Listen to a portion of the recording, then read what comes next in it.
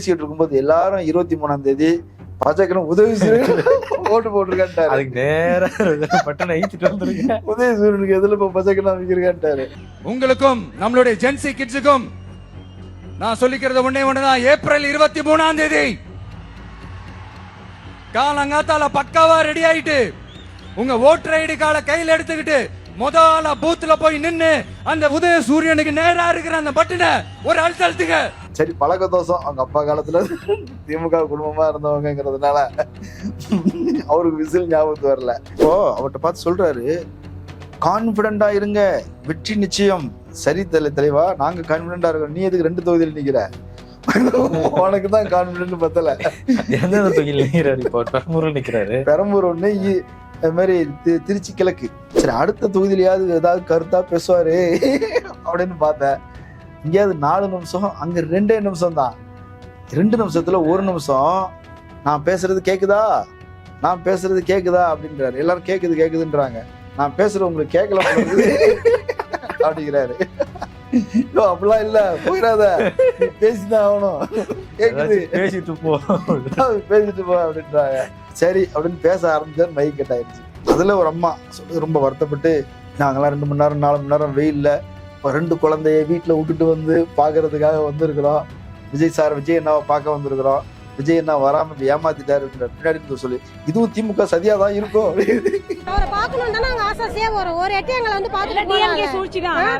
ஒரு ஜாமீன் வாங்கி 10 நாள் தான் ஆகுது. யாரு? கஞ்சா கடத்தல் வழக்கில் 10 நாட்கள் முன்பு ஜாமீனில் வெளியே வந்த சந்திரகாண்டீபன் என்பவரை பேராவூரணி தொகுதியில வேட்பாளராக போட்டிருக்காப்படி. இவர் யாரு? பிஜேபியில இருந்து வந்தவர். ஒரு 10 நாட்களுக்கு முன்புதான் 13 கிலோ கஞ்சா அவர் வைத்திருந்ததாக கைது செய்யப்பட்டு, கையும் களவுமாக பிடிபட்டு கைது செய்யப்பட்டு அந்த வழக்கில் பிணையில் வெளியே வந்தவர் இந்த சந்திரகாண்டிபவன் என்பவர் பேராவூரணியில் வேட்பாளராக நிறுத்தப்பட்டிருக்கிறார். கம்பம் டிவிகே வேட்பாளர் அவர் ஜெகநாத் மிஸ்ரா பேரு. இந்த மிஸ்ரா எல்லாம் நம்ம ஏரியா பேரே கிடையாது. இது நார்த்ல தான் கேள்விப்பட்டுக்கிறோம். அந்த மிஸ்ரா இந்த மிஸ்ரா அப்படின்னு சொல்லி ஜெகநாத் மிஸ்ரா அப்படின்னு ஒருத்தர். நான் சாதி தாங்க எனக்கு முக்கியம், ஜாதிக்காக நான் ஜாதி வெறிய நானு அப்படிங்கிறான். இவன் செட்டியார் ஜாதி வெறியன்னு நினைக்கிறேன்.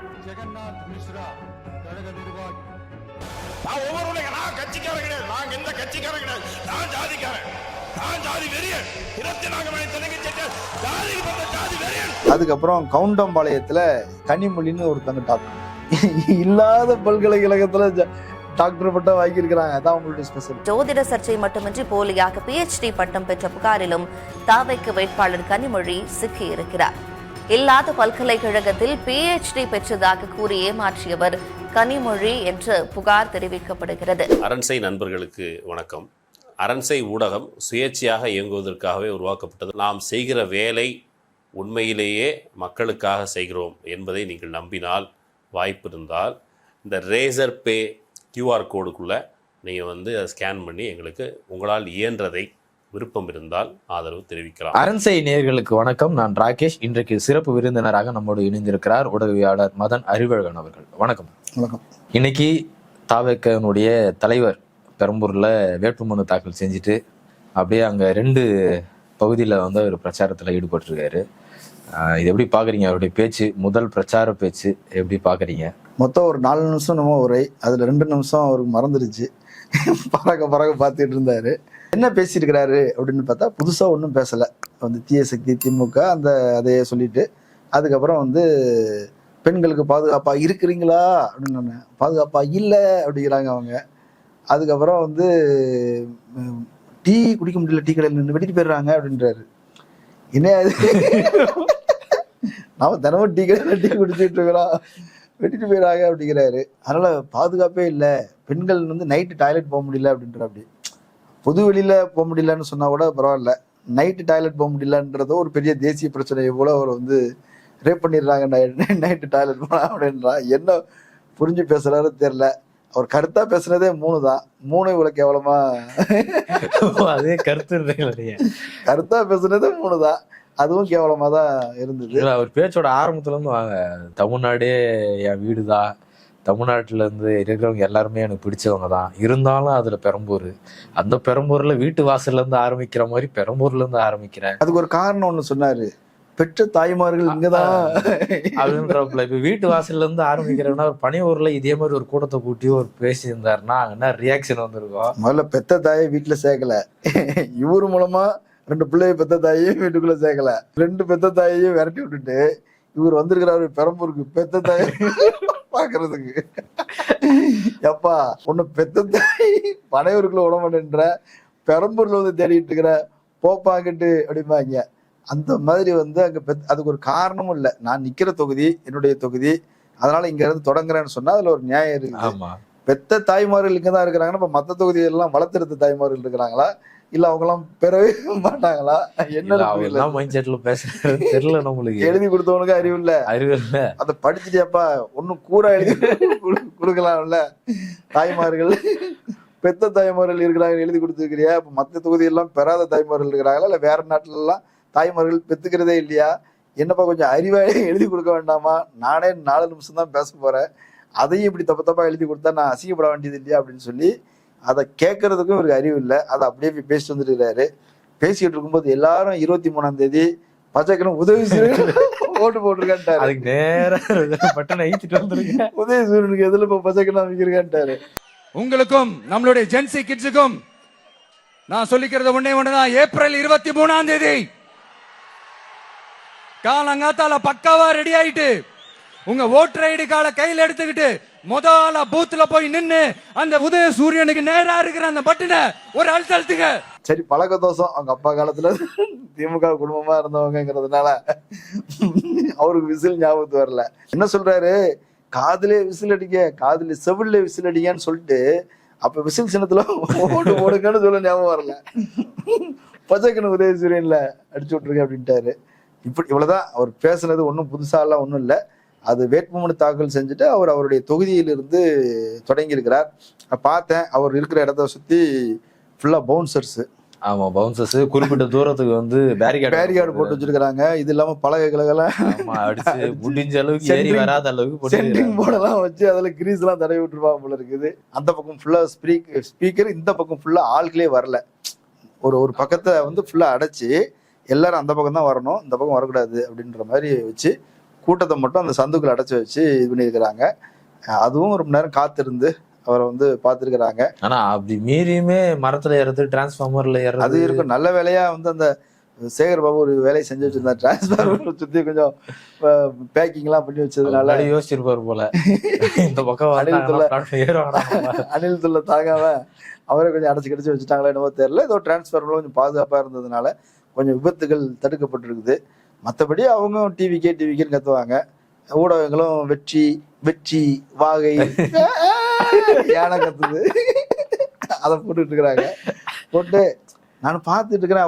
அவருக்கு மறந்து போச்சு பேசிட்டு தான் திடீர்னு பிளாங்க் ஆயிட்டு. அப்படி டிவிக்கு. ஆமா ஆமா, அவங்க டிவிக்கேன்னு ஒரு உற்சாகப்படுத்துறாங்க. உற்சாகப்படுத்திட்டு நீங்க எல்லாம் பாதுகாப்பா இருக்கிறீங்களா அப்படிலாம் வந்து கேட்கிறாரு. இப்போ எனக்கு என்ன கேள்வின்னா, பாதுகாப்பா இல்லைன்னா இவ்வளவு பேருக்கு வந்திருப்பாங்களா, இல்லை பெண்கள் இவ்வளவு பேர் வந்திருப்பாங்களா? அவங்க இப்போ அவர்கிட்ட பார்த்து சொல்றாரு, கான்பிடண்டா இருங்க, வெற்றி நிச்சயம். சரி தலைவா, நாங்க கான்பிடண்டா இருக்கோம், நீ எதுக்கு 2 தொகுதியில் நிக்கிற? உனக்கு தான் கான்பிடன்ட் பத்தல. எந்த தொகுதியில் நிக்கிறாரு? இப்போ பெரம்பூர்ல நிக்கிறாரு. பெரம்பூர் ஒண்ணு, அது மாதிரி திருச்சி கிழக்கு. ஓகே, இனியோ இருதராஜ். ஆமா, அந்த தொகுதியில போய் நிக்கிறாரு. நல்ல வேலை. ஏன்னா நான் நினைச்சிட்டேன் பெரம்பூர்லயே பக்கத்துல வேற எதனா இருக்குதோன்னு நினைச்சேன் நான். இப்போ அவங்க ரசிகர் கூட, தொண்டர் கூட ஒண்ணு சொல்லியிருந்தாப்புல, உதயநிதி ஸ்டாலின் மட்டும் வந்து சேப்பாக்கம், அதுக்கப்புறம் வந்து திருவள்ளூர் 2 தொகுதியில் நிக்கிறாருல்ல, அந்த மாதிரி இவரும் பக்கத்துல எதனா நிக்கிறாருன்னு நினைச்சிட்டு ஒரு லாங்கா தான் நிக்கிறாரு.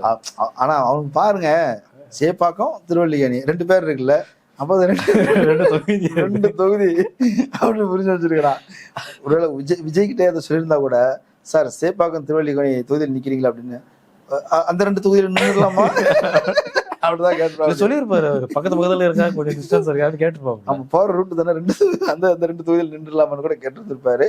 முக்கியமாக ஒரு 2 தொகுதியில் நிற்பதற்கு காரணம் என்ன அப்படின்னா, அவர் வந்து இந்த பக்கம் தலித் வாக்காளர்கள் நிறைய பேர் இருக்கிறாங்க, தலித் கிறிஸ்தவர்கள் எங்க பெரம்பூர்ல அவங்க மெஜாரிட்டியா இருக்கிறாங்க அப்படின்றதுதான் ஒரு காரணம்.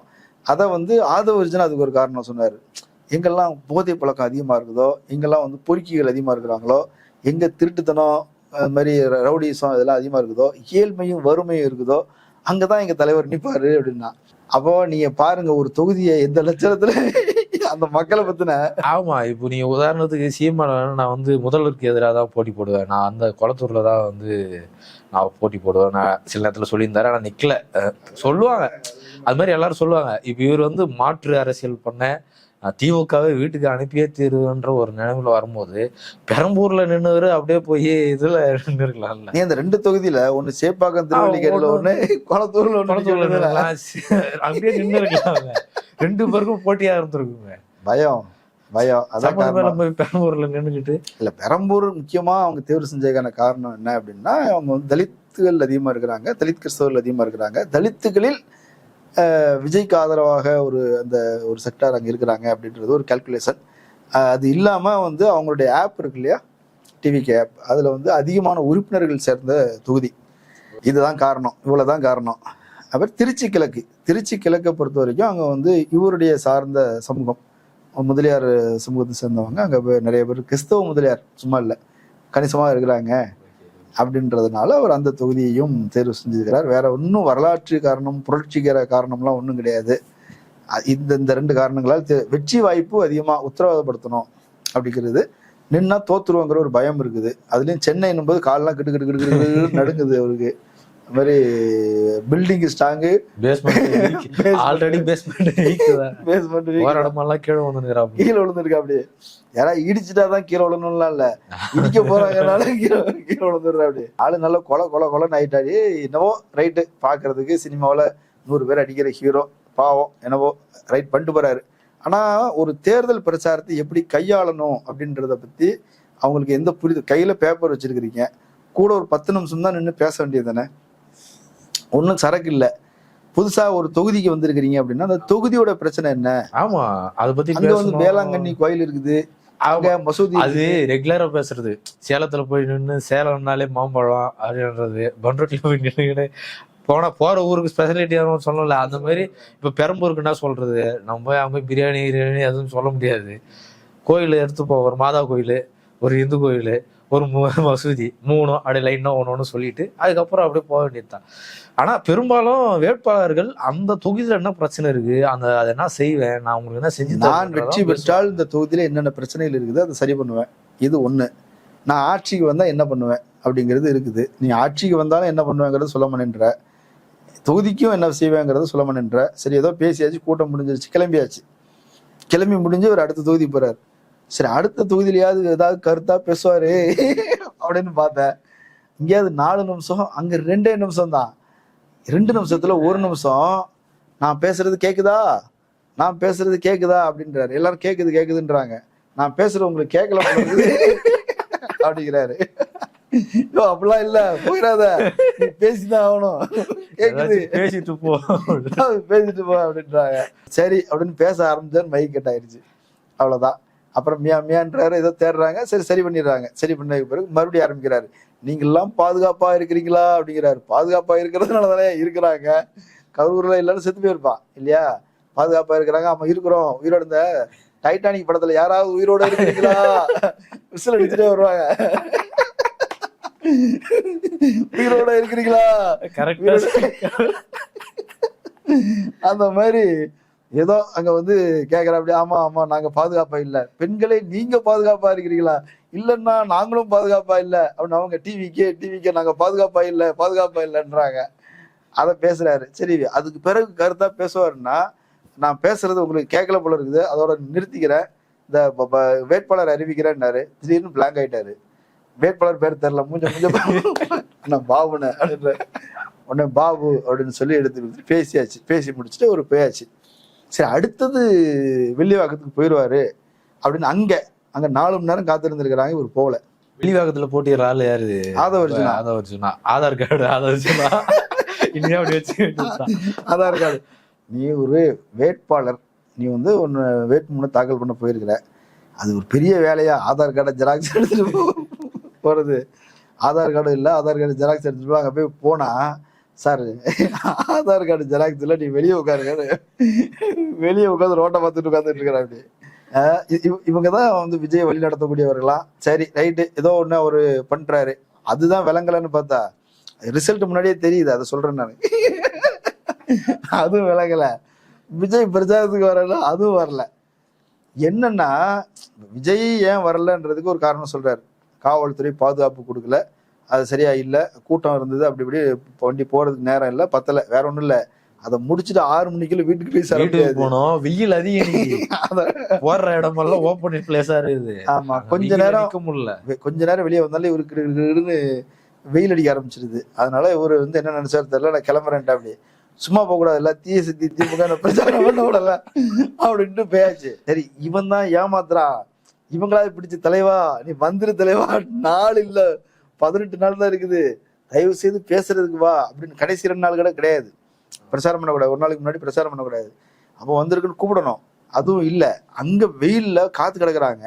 கடைசி நேரத்துல அவங்களுக்கு தகவல் விஜய் பிரச்சாரத்துக்கு வரலன்னு. உடனே அதுல ஒரு அம்மா சொல்லுது, ரொம்ப வருத்தப்பட்டு, நாங்கெல்லாம் 2 மணி நேரம் 4 மணி நேரம் வெயில்ல 2 குழந்தைய வீட்டுல விட்டுட்டு வந்து பாக்குறதுக்காக வந்திருக்கிறோம், விஜய் அண்ணாவை பார்க்க வந்திருக்கிறோம், விஜய் அண்ணா வராம இப்படி ஏமாத்திட்டாரு பின்னாடி இருந்து சொல்லி, இதுவும் திமுக சதியா தான் இருக்கும் அப்படின்னு. விஜய் அண்ணா ஏமாத்துறதுக்கு திமுக சதி வருது. அவரு வெயில் தாங்க முடியாம வெளியில நின்று பேசுறது சோம்பேறித்தனம் போட்டுன்னு வீட்டுக்கு போறாரு.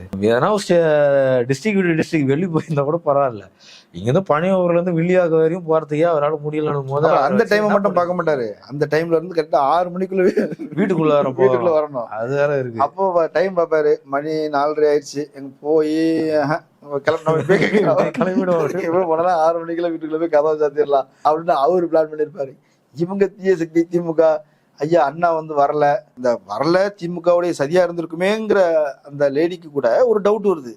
சரிதாங்க, போலீஸ் உங்களுக்கு பாதுகாப்பு கொடுக்கல, உங்க கட்சிக்காரங்க பாதுகாப்பு கொடுத்துருப்பாங்கல்ல, அப்படியாவது வந்திருக்கலாம்ல அப்படின்னு. சரி, அவங்க டீம் வந்ததுல அவங்க டீம் கொடுத்துருக்கலாம்ல பாதுகாப்பு, விஜய் டீம் வந்ததுல அவங்க பாதுகாப்பு கொடுத்துருக்கலாம்ல. இப்போ ஏதாவது ஒரு அசம்பாவிதம் நடந்துடக்கூடாதான்னு விஜய் உண்மையிலேயே நம்புறாரு. இப்பவே கூட என்னன்னா, ஏதாவது நடந்துருச்சுன்னா அதை காரணமா சொல்லிட்டு வரமாட்டான். எனக்கு பயமா இருக்குது, நான் வரல. நீ வேணா பாருங்க, வெயில் கொஞ்சம் ஏறட்டும், இந்த டிகிரில யாரும் வெளில வராதுன்ட்டு ஒரு நியூஸ் மட்டும் வரட்டும், தலைவர் அதை சொல்லணும் மட்டும் பாருங்க, சொல்லிட்டு வெளியிலே வரமாட்டாப்புல. அப்ப நீங்க 5 தொகுதி ஒரு நாளைக்குன்னு சொல்லிட்டு 5 தொகுதியில 2 மட்டும் பேசிட்டு, ஒண்ணு ஸ்டாலின் சார் அப்படின்னு அங்க போயாச்சு, மீதி இன்னொன்னு இல்ல ஒருவேளை ஈவினிங் வந்தா வாய்ப்பு இருக்கு. 6 மணி நைட்டு 10 மணி வரைக்கும் பிரச்சாரம் பண்ணலாம்ப்பா. அதான் சொல்றேன், 6 மணிக்கு வீட்டுக்கு போயிட்டு ஒரு 8 மணி போல அப்படியே கிளம்பி அப்படியே பக்கத்துல இருக்கிற ஏரியா வரைக்கும் அதெல்லாம் பிரச்சனை பண்ணி எங்கேயுமே போக மாட்டார். 6 மணிக்கு பிறகு எனக்கு கண்ணு தெரியாது, அதனால நான் வெளியே எங்கேயும் போக மாட்டேன். தலைவரும் எங்கேயும் போற ஐடியா இல்லை. அதனால ரொம்ப யோசிச்சு பாருங்க. நான் நிறைய பிரச்சாரங்கள் பார்த்துருக்கிறேன். பகல் நேரங்களில் பிரச்சாரத்தை குறைச்சிக்குவாங்க. காலையில ஒரு 9 மணிக்கு ஆரம்பிக்கிறாங்களா, ஒரு 11 மணி 11:30 முடிச்சுக்குவாங்க. முடிச்சுட்டு ரெஸ்ட் எடுக்க போயிடுவாங்க. அல்லது கொஞ்சம் இழுத்து பிடிச்ச இளைஞர்களா இருக்கிறாங்க, கொஞ்சம் இழுத்து பிடிச்சி போனாங்கன்னா ஒரு 12 மணிக்கெல்லாம் முடிச்சுட்டு சாப்பிட்டுட்டு எல்லாம் நீங்க போனீங்கன்னா, அதாவது மண்டபம் பிடிச்சி வச்சிருப்பாங்க, ஏரியாவில் பிடிச்சி வச்சிருப்பாங்க. எல்லாம் படுத்துட்டு தூங்கிட்டு இருப்பாங்க, தூங்கிட்டு ரெஸ்ட் எடுப்பாங்க, அல்லது சும்மா உட்காந்துருப்பாங்க, தம்புக்குமா அடிச்சுட்டு அப்படி எல்லாம் கதை பேசிட்டு இருப்பாங்க. சாயந்தரம் ஒரு 3 மணிக்கு மேலதான் எல்லாம் ரெடி ஆகும். 4 மணிக்கு தான் பிரச்சாரத்தை தொடங்குவாங்க. தொடங்கினாங்கன்னா நைட்டு 10 மணி வரைக்கும் போலீஸ் சொல்லணும், சார் டைம் ஆயிடுச்சு சார், போங்க சார், பேசக்கூடாது சார். நான் பேசலைங்க, கையை காட்டிட்டு போறேன் அப்படின்னு சொல்லுவாங்க. நம்ம போன முறை பார்த்தோம், அண்ணாமலை பிரச்சனையாச்சு. 10 மணிக்கு மேல பிரச்சாரம் பண்றதுக்கு கட்டுப்பாடுகள் இருக்குது அப்படின்னும் போது கையை கட்டிட்டு போனாரு அப்படின்லாம் பிரச்சனை வந்தது. பெரும்பாலும் அப்படி கையை கட்டிட்டு போயிடுவாங்க. ஆனா ஏதோ ஒரு வகையில நம்ம ஒவ்வொரு ஏரியாவும் கவர் பண்ணிடணும்னு அக்கறையோட ஒவ்வொரு வேட்பாளரும் ஒவ்வொரு தலைவரும் வேலை செய்யறான். இந்த ஆள் என்ன அப்படின்னா, இதான் சாக்குன்னு சொல்லி வீட்டுல போய் உட்காந்துக்கிட்டேன். அப்படி இப்ப மறுபடியும் என்னைக்கு வெளியே வருவாரு, வந்தா சேர்த்துக்கலாம், அதெல்லாம் போயாச்சு, வந்தா சேர்த்துக்கலாம், இதான் கணக்கு. இப்ப நீங்க வில்லிவாக்கத்தை விட்டுட்டு போயாச்சு. நாளைக்கு வில்லிவாக்கத்துல இருந்து தலைவர் ஆரம்பிப்பாரா, அல்லது வேற ஏதாவது ஷெடியூல் இருக்குமா, என்னவோ அது வந்த பிறகு தெரியும். அதுலயும் என்ன பேச போறாருன்னு தெரியல.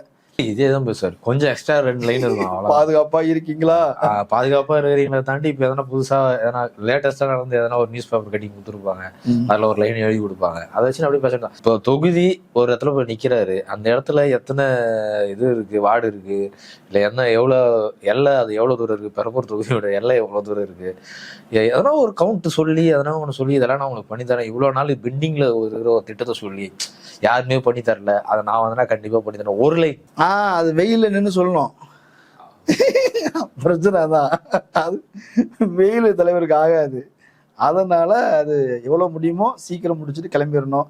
நீங்க பாருங்க, அவர் கிளம்பி போனதுக்கு பிறகு ஏதோ கலவரம் நடந்த ஏரியா மாதிரி இருக்குது அந்த ஏரியா. ஏகப்பட்ட செருப்பு, அது இது, கொடி, பேட்ஜி, அது இதுன்னு அப்படியே கிடக்குது. ஒரு கலவரம் நடந்த ஏரியா மாதிரி இருக்குது. அதை கிளீன் பண்றதுக்கு கூட தொண்டர்கள் இல்லை. எல்லாம் அப்படியே போட்டு தலைவனும் போட்டு போயிடுவான், நிர்வாகிகளும் போட்டு போயிடுவான், தொண்டரும் போட்டுட்டு போயிடுவான். இப்ப அது மாநகராட்சி தான் வந்து கிளீன் பண்ணணும். நீங்க பண்ற கேவலத்தை அவங்க தான் சரி பண்ணணும். இப்ப அவங்க பண்ணிட்டு போறாங்க. இந்த வேட்பாளர்கள் பத்தின விஷயங்கள் கொஞ்சம் வந்துட்டு இருக்குது. ஆமா, வேட்பாளர் லிஸ்ட்ல வந்து கஞ்சா வித்தவர், ஜாமீன்ல வந்தவன், ரோட்ல போயிட்டு இருந்தவன், இதுக்கு முன்னாடி வேற கட்சியில இருந்தவன், வானான்னு துரத்தி விட்டுவேன், அப்படி இப்படின்னு 100 பேருக்கு மேல புடிச்சிட்டு வந்துருக்காங்க. ஆமா, ஏகப்பட்ட கம்ப்ளைண்ட் வந்திருக்குது. அதுல வந்து முதல்ல ஒரு கம்ப்ளைண்ட் யாரு அப்படின்னா, இவர் ஜாமீன் வாங்கி 10 நாள் தான் ஆகுது. யாரு? கஞ்சா கடத்தல் வழக்கில் 10 நாட்கள் முன்பு ஜாமீனில் வெளியே வந்த சந்திரகாண்டீபன் என்பவரை பேராவூரணி தொகுதியில வந்து வேட்பாளராக போட்டிருக்கா. அப்படி இவர் யாரு? பிஜேபியில இருந்து வந்தவர். பேராவூரணியில் அவர்கள் நிறுத்தியிருக்கக்கூடிய நபர் அந்த சந்திரகாண்டீபன் என்பவர். இவர் மீது 10க்கும் மேற்பட்ட வழக்குகள், அதில் குறிப்பாக கொலை வழக்குகள் இருக்கு, கொலை முயற்சி வழக்குகள் இருக்கு, கொள்ளை வழக்குகள் இருக்கு. ஒரு 10 நாட்களுக்கு முன்பு தான் 13 கிலோ கஞ்சா வந்து அவர் வைத்திருந்ததாக கைது செய்யப்பட்டு, கையும் களவுமாக பிடிபட்டு கைது செய்யப்பட்டு அந்த வழக்கில் பிணையில் வெளியே வந்தவர் இந்த சந்திரகாண்டீபன் என்பவர் பேராவூரணியில் வந்து வேட்பாளராக நிறுத்தப்பட்டிருக்கிறார். இல்ல, இவர் இப்ப மாற்று அரசியல், இப்போ ஊழல், எல்லாரும் மேலேயும் கிரிமினல் கேஸ் இருக்குது, எங்க மேல யாரு மேலேயும் கிரிமினல் கேஸ் இருக்கிறவங்கள பெரும்பாலும் வேட்பாளரை போடுறது யார் போடுவா? பிஜேபி போடுவாங்க. ஆமா இல்லையா? ஏடிஎம்கேல இந்த மாதிரி கிரிமினல் கேஸ் இந்த மாதிரி ஏதோ ஒன்று வந்துருச்சு அப்படின்னா தூக்கிடுவாங்க. டிஎம்கேலையும் யோசிக்க மாட்டாங்க, தூக்கிடுவாங்க. காங்கிரஸ்லயும் யோசிக்க மாட்டாங்க, தூக்கிடுவாங்க. கெட்ட பேர் வரக்கூடாதுங்கிற கவனம் இருக்கும். சிலர் தவறா இருந்து உள்ள இருந்து யூஸ் பண்ணிக்கலாம், தெரியாது. தெரிஞ்சிருச்சுன்னா நடவடிக்கை எடுத்துருவாங்க. இவங்க பாருங்க, பிஜேபியில இருந்தாங்கிறதே கெட்ட பேரு. என்ன, அதுவே பெரிய அலிகேஷன். அதுல இருந்து ஒருத்தர் விவசாய அணி செயலாளர் அவர் வந்து வந்திருக்கிறாரு, சந்திரகாண்டீபன் பேரு. 10 நாளைக்கு முன்னாடி தான் ஜாமீன்ல வெளியே வந்திருக்கிறார். அப்படியே வாசல்ல நின்று கூப்பிட்டு வந்திருக்கிறாங்க வேட்பாளர் கிடைக்கலன்னு. யார? ஒரு கஞ்சா விற்கிறவனை, போதை பொருளை ஒழிக்கிற, போதையினால் பாதிப்பு வந்துருச்சுன்னு சொல்லக்கூடிய விஜய் இன்னைக்கும் அதை பேசியிருக்கிறார். யாரை கூட்டு வந்திருக்கிறார்? போதை பொருள் கஞ்சா வியாபாரியை கூட்டு வந்து, இப்ப நீ ஜெயிச்சன்னா அவன் என்ன பண்ணுவான்? விவசாய அணி செயலாளர் வந்து விவசாயத்துறையே வந்து மொத்தமா கஞ்சா தோட்டம் வைக்க வேண்டியதா, கஞ்சா தோட்டம் வைக்கிறான். என்ன, அவரை கொண்டு வந்து போட்டிருக்கா. அப்படி இது போல நிறைய அலிகேஷன்ஸ் நிறைய பேர் மேல வந்திருக்குது. இது இல்லாமல் ஜாதி வெறியர்கள், கம்பம் டிவிகே வேட்பாளர் அவர் வந்து ஜெகநாத் மிஸ்ரா அப்படின்னு பேரு. இந்த மிஸ்ரா எல்லாம் நம்ம வந்து நம்ம ஏரியா பேரவே கிடையாது. இது நார்த்ல தான் கேள்விப்பட்டிருக்கிறோம். அந்த மிஸ்ரா இந்த மிஸ்ரா அப்படின்னு சொல்லி ஜெகநாத் மிஸ்ரா அப்படின்னு ஒருத்தர். நான் வந்து சாதி தாங்க எனக்கு முக்கியம், ஜாதிக்காக நான் வந்து ஜாதி வெறிய நானு அப்படிங்கிறான். இவன் செட்டியார் ஜாதி வெறியன்னு நினைக்கிறேன், அப்படி சொல்றான். அதை நான் வந்து என் ஜாதிக்காக நான் வந்து நான் பண்ணுவேன் அப்படின்ற. அப்படி ஜெகநாத் மிஸ்ரா கழக நிர்வாகி. நான் ஒவ்வொருவரையும் நான் கட்சிக்காரன் கிடையாது, நான் எந்த கட்சிக்காரன் கிடையாது, நான் ஜாதிக்காரன், நான் ஜாதி வெறியன். 24 மணி தெலுங்கு செட்டியார் ஜாதி வெறியன். சரி, அது எதுக்கு எல்லாரும் நிக்கக்கூடிய எதுக்கு வந்திருக்கிற? ஏதாவது வார்டு செட்டியார் இருக்கக்கூடிய வார்டுல போய் நிக்க வேண்டியது தானே.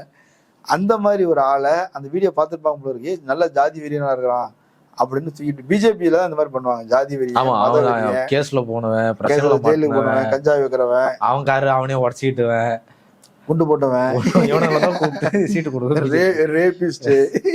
ஆமா, இந்த மாதிரி எல்லாம் பிடிச்சு பதவி கொடுப்பாங்க, வேட்பாளருக்கு போடுவாங்க. இப்ப கருநாகராஜன் மேல கூட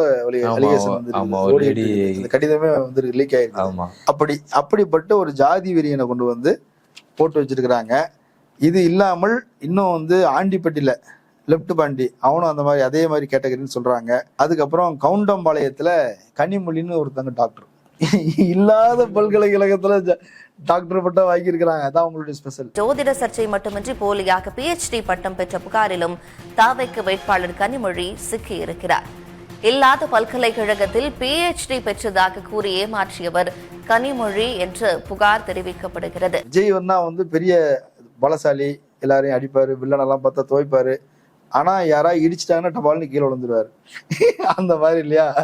அந்த மாதிரி கனிமொழின்னு ஒருத்தங்க அவங்க இல்லாத பல்கலைக்கழகத்துல டாக்டர் பட்டம் படிச்சிருக்காங்க. ஜோதிடத்துல பெரிய புலி என்பது போல. நீங்க சொல்ற டாக்டர்ன்றது வந்து மருத்துவம் பார்க்குற டாக்டரா இல்ல வந்து ஜோதிடத்துல அவங்களே கொடுத்துக்கிட்ட டாக்டர்? அவங்களே கொடுத்துக்கிட்டு அவங்களே டாக்டர்னு சொல்லிட்டு ஃபுல்லா கட்டுக்கதைகளை பிரச்சாரம் செய்து கொண்டிருக்கிற ஒரு நபர் அவங்கள வந்து கவுண்டம்பாளையம் தொகுதியில வந்து போட்டு வச்சிருக்காங்க. கோயம்புத்தூர் சேர்ந்துக்கிறாங்க. இல்லங்க, எல்லா ஃப்ராடும் கோயம்புத்தூர்ல ஈஸியா ஏமாத்தலாம். அங்கதான் நடக்கும். அங்கதான் போவாங்க. இந்த ஈமுக்குழியா வாங்க, அது மாதிரி காசு டபுள் பண்ணுமா அங்கதான் வாங்க இப்படின்னு கூடுவாங்க இல்லையா, அது மாதிரி ஏதாவது ஆப் வச்சு நீங்க வந்து பணம் கட்டிங்கன்னா டபுளா தருவாங்க அப்படின்னா உடனே அவங்க சேர்ந்துவாங்க. அந்த மாதிரி இந்த லேடியை வந்து கோயம்புத்தூர்ல செலக்ட் பண்ணி போட்டு வச்சிருக்கிறா. அப்படி அவங்கள பார்த்தாலே விஜய்க்கு இப்படி தோணும் போல இருக்கு. குங்கு பெல்ட் ஏமாத்திரலாம், அக்கா கனிமொழி அப்படின்னு. நீங்க சொன்னது கட்டுக்காதிக்கு பேர் போனவங்க டிவிக்கு அதுக்கும் இப்ப கரெக்டான கட்சி தானே அது. ரைட் தான், அவங்களும் கதையை கேட்டு நம்புற ஆளுங்க தான் அப்படின்றதுனால சேர்த்துருக்கிறாங்க. அதுக்கப்புறம் வந்து நம்ம ஆர்கே நகர் தொகுதி மரிய வில்சன், அவர் யாரு, ஒரு பெரிய ரவுடி. ஆமா சாதனை கேட்டுக்குள்ள கம்பி விட்டு இது பண்ணுவாரு. பயங்கரமான ரவுடி. ஆமா இன்னும் அந்த லேடியை வந்து பயங்கரமா கேவலமா திட்டிட்டு அப்பனை போடுறேன் அப்படின்னு சொல்லிட்டு போறாரு. அந்த மாதிரி வீடியோக்கள் வந்துகிட்டு இருக்குது. இப்படி பாத்தீங்க அப்படின்னா கல்வி தந்தைங்க அவரு. ஏன் எனக்கு இந்த தனியார் கல்வி தந்தைகள் என்னைக்குமே மரியாதை இருந்தது இல்லை.